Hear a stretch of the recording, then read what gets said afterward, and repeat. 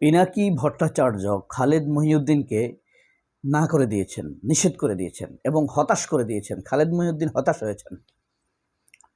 একটা প্রশ্ন কি আপনাদের জাগে না যে খালেদ মহিউদ্দিনের শোতে অনেকেই সাক্ষাৎকার দেয় ইউটিউবে, কিন্তু পিনাকি ভট্টাচার্য, ইলিয়াস হোসাইন, সাংবাদিক কনক সরোয়ার,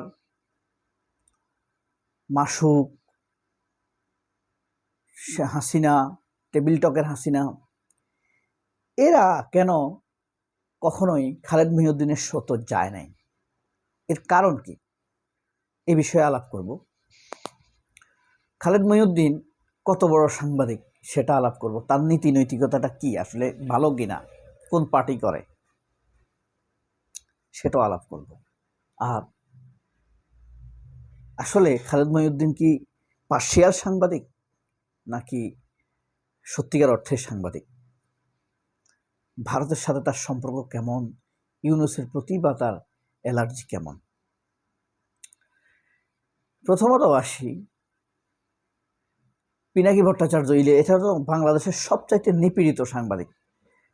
মাহমুদুর রহমান, আমার দেশ পত্রিকার সম্পাদক, আরও আছেন। এদেরকে কখনোই খালেদ মহিউদ্দিন তার ইউটিউব চ্যানেলে ডাকে নাই। এখন যখন হাসিনা পালাইছে তখন তার ভিউ বাড়ানোর জন্য সে ইলিয়াস হোসেনকেও ডেকেছে, কনক সারোয়ারকেও ডেকেছে, পিনাকি ভট্টাচার্যকেও ডেকেছে। পিনাকি ভট্টাচার্য না করে দিয়েছেন। কথা হলো তাকে কেন না করে দিয়েছে, এটাই আমরা আলাপ করব প্রথম পার্টে। দ্বিতীয় পার্টে আলাপ করব খালেদ মহিউদ্দিন আসলে কেমন লোক।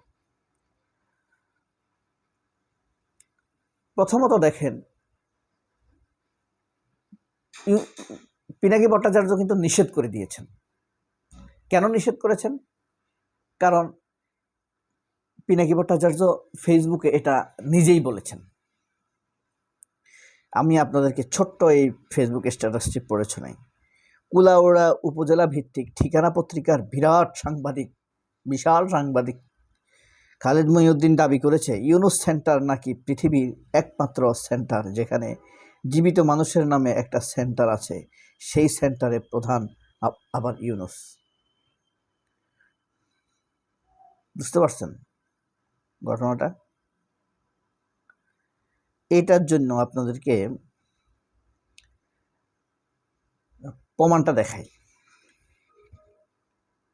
আপনি একটা ইউনিট সেন্টার চালান, জীবিত লোকের নামে সেন্টার, এবং ওই সেন্টারের প্রধান আবার ওই লোক, এটা জীবনে শুনছেন? ওইটার মধ্যে আপনি কোনো কার্ড পাইছেন? ডক্টর মোহাম্মদ ইউনূসের ইন্টারেস্টিং কার্ড। ধরেন একটা উপরে যে লেখা unit centre cordially invites you to so and so and so and so, দাওয়াত দিতেছে ডক্টর মোহাম্মদ প্রধান অতিথি হয়। এইটা হইলে এক টিকেটে 3 মানে একটা পাগল, মানে হুদেই আসে, এক ধরনের অসভ্য মেয়ে আছে, খামাখা হাসি না আসলেও খিস মেরে হাসি দেয়। মিথ্যা কথা বলে যখন, সেটা ঢাকার জন্য এরা এই ধরনের কাজ করে। তো এই দেখেন সে কি বলছে, পৃথিবীর একমাত্র লোক ইউনুস, সে জীবিত আছে, আবার তার নামে একটা ইউনুস সেন্টারও আছে। ভারতের এজেন্ডা প্রাপ্ত না হইলে এসব ইতরেরা এইভাবে বলতে পারেন। অথচ দেখেন সে মিথ্যা কথা বলছে।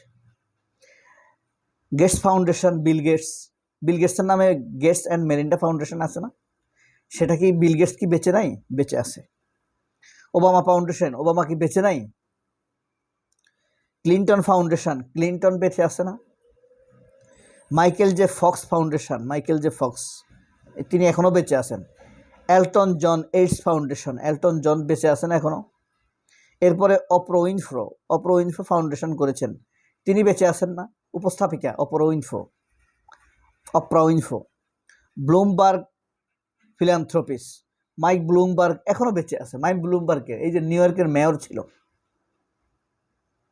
মালালা ফাউন্ডেশন, মালালা ইউসুফজাই, এখনও মালালা বেঁচে আছে না? দালাই লামা ফর পিস, সে বেঁচে আছে না? ডেসমন্ড টুটু, সেও তো বেঁচে আছে। তাহলে এই যে খালেদ মহিউদ্দিন মিথ্যা কথাটা বলছে, এক নম্বর কারণটা হইল এই কারণে হয়তো পিনাকি ভট্টাচার্য জান নাই। তবে তিনি যেটা বলেছেন, তিনি বলেছেন যে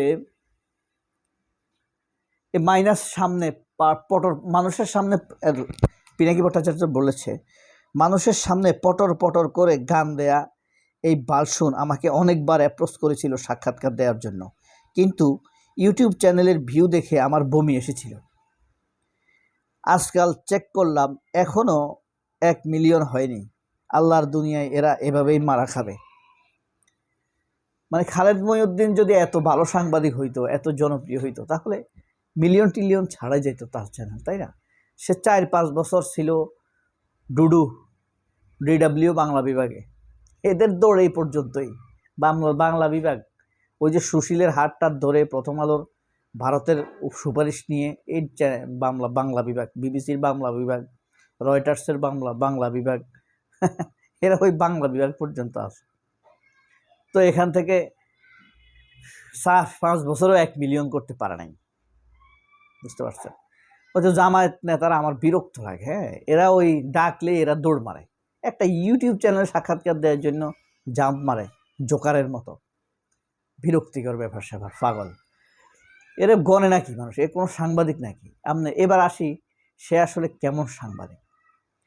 এই যে ডক্টর ইউনূসকে নিয়ে সে লাগছে, তারে নাকি আপনার সে ডক্টর ইউনূস সাক্ষাৎকার দেয় নাই কেন? সে ওই ডক্টর ইউনূসকে ইউনূস সেন্টার নিয়ে কথা বলছে, এই কারণে নাকি ডক্টর ইউনূস তাকে সাক্ষাৎকার দেয়। ও তো ডক্টর ইউনূসের সাক্ষাৎকার নেওয়ার যোগ্যই না। ডক্টর ইউনূস সাক্ষাৎকার দিবে মেহেদী হাসানকে,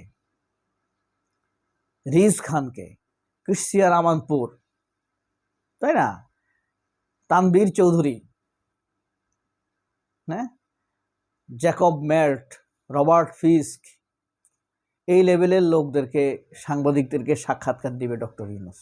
খালেদ মহিউদ্দিন কোন সাংবাদিক? এত জাসদ করতো দলীয় কর্মী। এরা আসলে হলো ফ্যাসিবাদের লোক, বুঝতে পারছেন? ভারতের দালাল। খুবই তাদের নীতি নৈতিকতা খুব দুর্বল, অভাব, এবং ভারতের পোষ্য এরা। এই যে ভারতের হেজিমনির যে সিন্ডিকেট, প্রথম আলো ধরেন, সমকাল, এই সিন্ডিকেট থেকে বের হইলে এদেরকে গরু ছাগলও গণ্য করবে না, মানুষও গণ্য করবে না, কেউ গণ্য করবে না। এই হেজিমনির বাইরে বাংলাদেশে একজন সাংবাদিক আছে, সাংবাদিক, তিনি হলেন, আমি আরও আছেন, মানে টপ, মাহমুদুর রহমান। এই কারণে যারা বুঝে কালচারাল ফেনোমেনা বা এফেক্টটা বুঝে, তারা খালেদ মহিউদ্দিনের মতো চোট্টা নীতিহীন মিথ্যুকদেরকে সাক্ষাৎকার দিন। ডক্টর ইউনূসের নামে সে কি মিথ্যা কথা বলছে? পৃথিবীতে জীবিত মানুষের নামে নাকি একমাত্র ফাউন্ডেশন ডক্টর ইউনূস ফাউন্ডেশন। অথচ Bill Gates, Barack Obama, Mike Bloomberg, হ্যাঁ, জেফ্রি স্কাট, অফরা উইনফ্রে, হ্যাঁ, জন মিল্টন, অসংখ্য লোক আছে যারা জীবিত আছে এবং ফাউন্ডেশন চালাচ্ছেন। বিল ক্লিন্টন চালাচ্ছেন না? কীরকম মিথ্যা কথা বলছে, একদম ধরিয়ে দিয়েছে মিথ্যাটা। সবাই অনেক ভালো থাকবেন। আল্লাহ হাফেজ। আসসালামু আলাইকুম।